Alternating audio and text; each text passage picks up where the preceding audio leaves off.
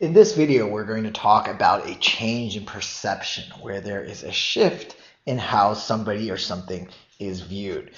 In this example, we have Nelson, and Nelson is typically open-handed. And so words that clue us in that we are dealing with a shift in perception is typically, because after the comma, we know that the blank, or that which comes in the second part of the sentence, the blank happens to come in the second part of the sentence here, is opposite of what's going on in the first part of the sentence. And here we have this person's open-handed.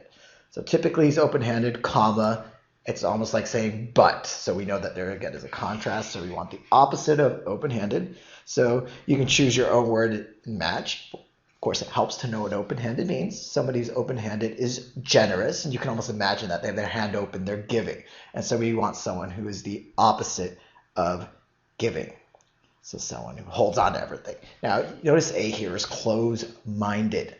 Look how literal that is. They're trying to trap you there with, oh, the opposite of open is closed. But it's not close-minded. It's the idea that someone doesn't want to give.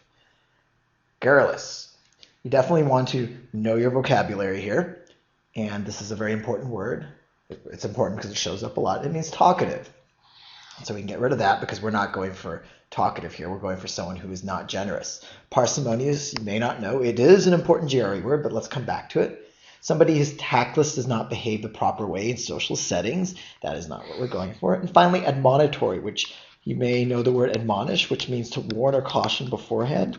That is not the opposite of generous. And so just like that, we can arrive at the answer through our process of elimination. And parsimonious means somebody who's stingy, not giving, the opposite of open-handed. So this is a pretty straightforward sentence. I mean, besides maybe the difficult vocab word parsimonious. So let's take a look at an example that is much more difficult. Wow, look at that thing. Huge. But if you remember what we've learned in other videos, you want to cut through the noise, break down the sentence, simplify it. So let's do that here. Longer cornerstone of modern neurology. This is just giving us background information. What follows is important here. The idea the brain is fixed has not only been challenged. And if you read on, it says, but has been convincingly refuted. So the idea that the brain is fixed is no longer something people believe in. So people believe that the brain is opposite of fixed. So again, notice that change in perception there. So opposite of fixed is changing. The brain is changing, not fixed. That's the current view. Notice that I glossed over this or totally ignored this because, again, this is just background information into how it was refuted. But the idea here is today, brain is not seen as fixed, but as changing.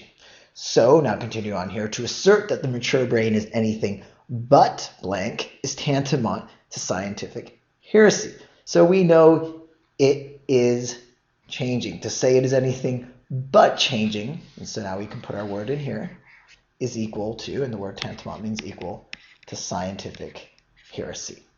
And it's also important to note that anything but means not. So to assert that the brain is not changing, that is fixed. Assert that the brain fixes heresy in the science circles, because today it's been so convincingly refuted that the brain is fixed, and therefore we have the word changing here in the blank. So we've come up with our own word, and now we have to eliminate. So you probably look at A and say, oh, look, plastic. Knives, fork, plastic, plates. That can't work.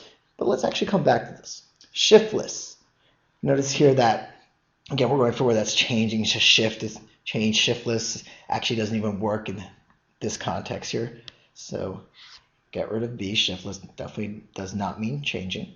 Immutable is the opposite of changing, something that is fixed. So again, you can get rid of that. Alert does not relate to changing. And fertile, something that gives rise to lots of ideas. It can be used literally to refer to a field that grows lots of crops, but also to perhaps a brain that gives rise to a lot of ideas, but that doesn't make any sense here. And so just like that, you can see we're left with plastic. Now, plastic has a second definition. It means changing, adaptable, not fixed. And just like that, there's our answer.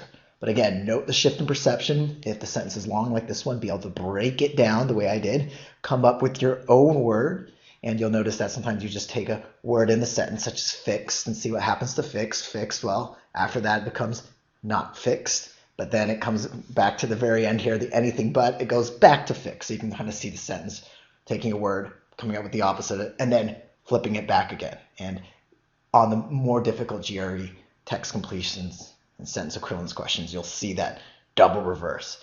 But key to this video, of course, is to note the shift in perceptions.